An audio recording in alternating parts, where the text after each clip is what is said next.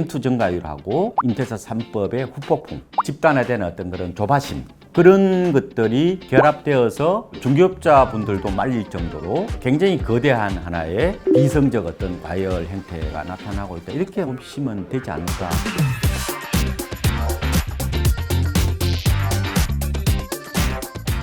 안녕하십니까. 저는 KB국민은행의 부동산 수석 전문위원으로 있는 박운갑이고요. 만나게 돼서 반갑습니다.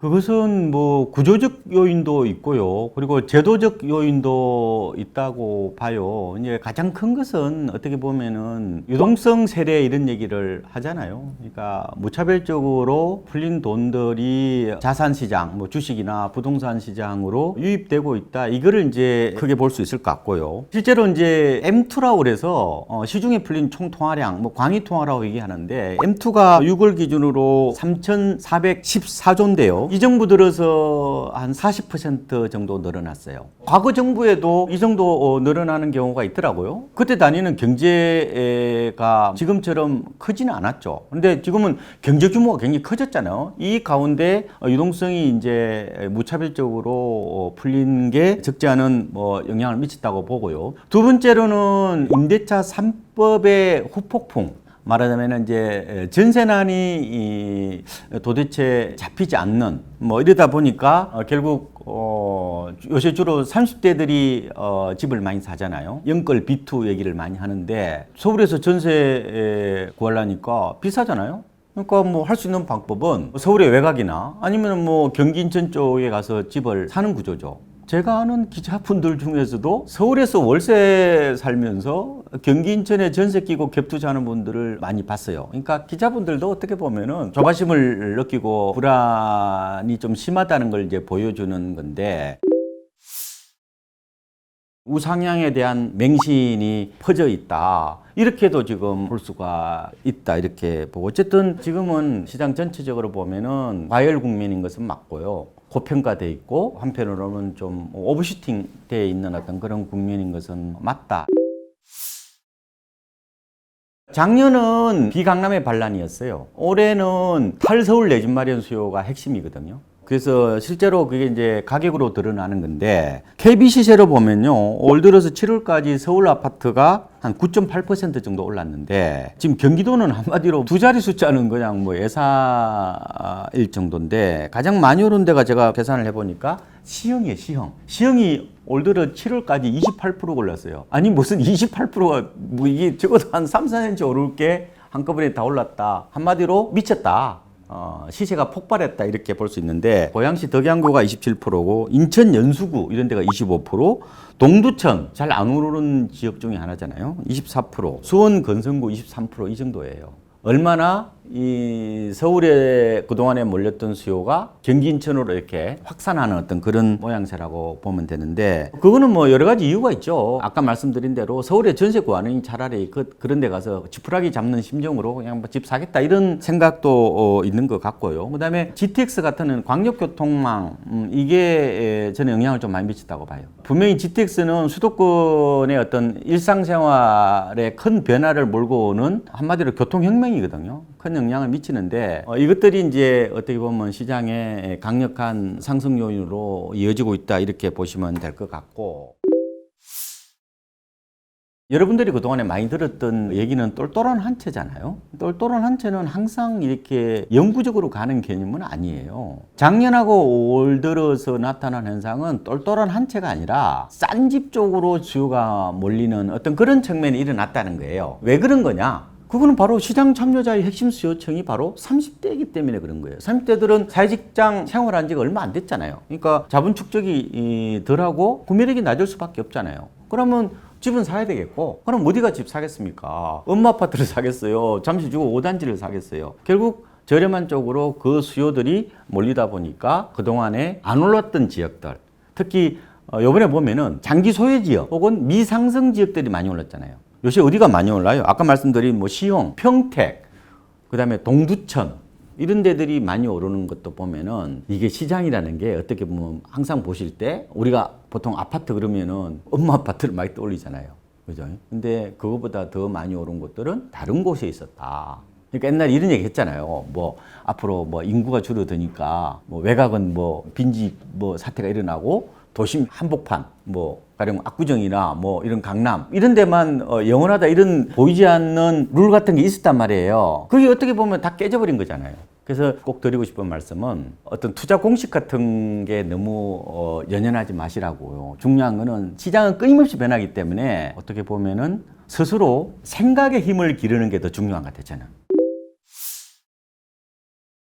트렌드는 충분히 일반인도 포착을 할 수 있어요. 그래서 우리가 패스트 팔로우가 중요하다는 얘기를 하거든요. 그러니까 우리가 트렌드 세트는 힘들어요. 그 어떻게 유행을 우리가 만들어 갑니까? 근데 트렌드를 빨리 쫓아가는 것도 저는 하나의 중요한 어떤 덕목이라고 봐요. 그래서 트렌드를 좀 읽을 줄 알아야 되는데 그게 인사이트예요.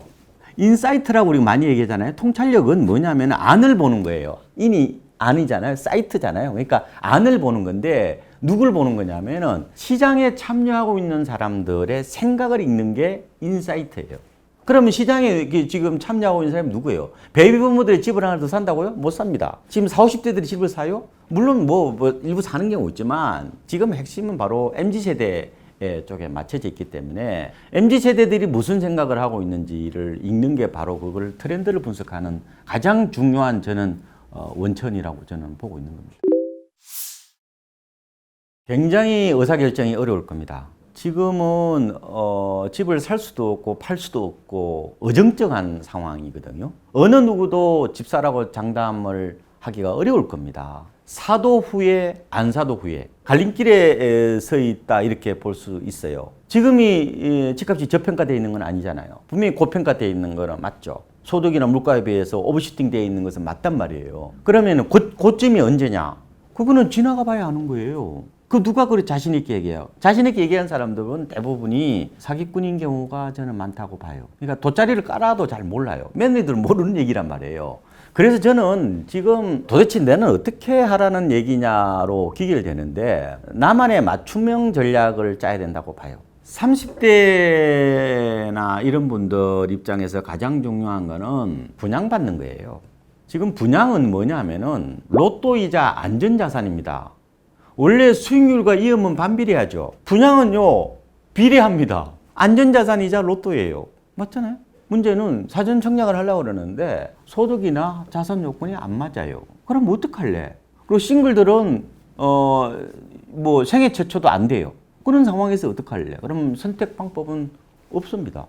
기존 주택 시장에서 살 수밖에 없는 구조잖아요. 그러면은 집값은 아무도 장담하지 못해요. 그럼 어떡할래? 첫 번째 이거죠. 집값이 떨어지더라도 내가 견딜 수 있느냐는 부분이죠. 마음의 버퍼가 있어야 돼요. 집값이 이렇게 오랫동안 오를 줄은 아무도 몰랐어요. 그렇잖아요? 그럼 떨어지더라도 그러면 내가 견딜 수 있어야 된다는 거죠. 그러면 집을 살 때 연끌 비투는 굉장히 위험한 그거는 어떻게 보면은 단두대에 못 걸어놓고 저는 집 사는 거라고 봐요. 그러면 주택 가격을 낮춰야 돼요. 알뜰 소비로 가야 된다고 봅니다, 저는. 첫 번째. 두 번째로는 내가 직장 생활이 적어도 15년 이상 남아 있어야 돼요. 집을 사시려면. 소득을 통해서 나중에 부채를 상환할 수 있잖아요. 은퇴를 앞둔 분들이 집 사시는 거는 절대로 반대. 그건 자살골이에요. 어떻게 될지 아무도 모르는 거니까. 지금은 마치 동굴에 들어가가지고 이 어두컴컴한 때 빛도 없는데 여기서 결국은 더듬으면서 의사결정을 해야 되는 상황이란 말이에요.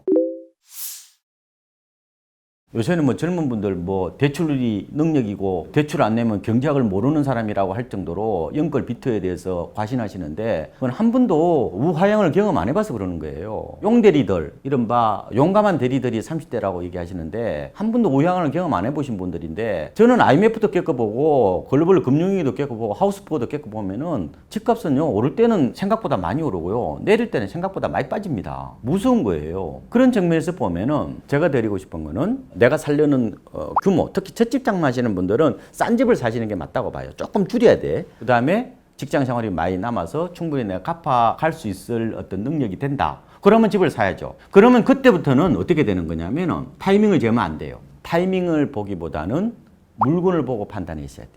그래서 제가 나중에 말씀드리려고 그랬는데 저는 타이밍은 그때부터는 안 재는 거예요. 만약에 돈이 현금이 한 3억 있는데 대출을 한 2억 정도 내서 6억짜리를 산다. 생각했다고 본다면은 그것도 대출이 많긴 한데 어쨌든 갚아 나간다고 보고 타이밍이 그때부터 재면 안 되죠. 그리고 재테크라는 생각을 가지면 집을 못 삽니다. 필요해서 구매해야 집을 살 수 있어요. 그러면 이제 집을 언제 살 거야를 묻으면 안 돼. 하락하더라도 충분히 견딜 수 있어. 그러면은 그때부터는 후보 리스트를 제가 만들어야 된다고 보는 거예요. 엑셀을 요새 잘하잖아요, 젊은 분들이. 그러면은 내가 요새 보면은 갭 가격도 있고 많이 있잖아요. 그 뭐 요새 잘 돼 있잖아. 그러면 매도 가격, 그다음에 전세 이래가지고 갭 가격도 있고 단지 규모, 준공연도, 역세권 여부 여러 가지 그런 점수를 매길 수 있는 항목들이 있잖아요. 한 10개 정도 나올 겁니다. 그러면은 거기에 검색을 해가지고 한 20개 단지를 골라요. 그 중에서 점수를 매길 거 아니에요? 가령 역세권이 300m 안에 있으면은 이거 10점. 그 다음에 500m 안에 있으면은 한 5점 이런 식으로 매긴단 말이에요, 자기가. 그래가지고 거기에서 한 20개 정도 중에서 5개를 골라요. 그 다음에 현장을 방문하는 거. 처음에는 서류 작업을 하는 거거든요, 요새는. 요새 풍수하시는 분들도 90%를 다 지도 보고 합니다. 그러니까 먼저 지도를 다 확인해 보고 점수를 매겨서 현장에 가서 그 중에서 5개 중에서 현장 다 가보고 계약하시면 되는 거예요. 그렇게 의사결정을 하셔야 되지. 지금은 집을 살까요 말까요로부터 의사결정을 한다면은 그거는 아마 앞으로도 못할 가능성도 있고 쉽지 않을 겁니다. 그래서 지금은 만약에 집을 사시려고 그러면은 타이밍을 보지 마시고 오히려 재테크라는 생각을 버리고 내가 살 집이다 하고 생각하고 집을 사셔야 되지. 거시경제가 어떻고 금리가 어떻고 이렇게 생각하면 집 못 삽니다. 그러면은 계속해서 전세로 그냥 버텨볼 수밖에 없는 그런 상황이다. 이렇게 저는 말씀을 드리고 싶어요.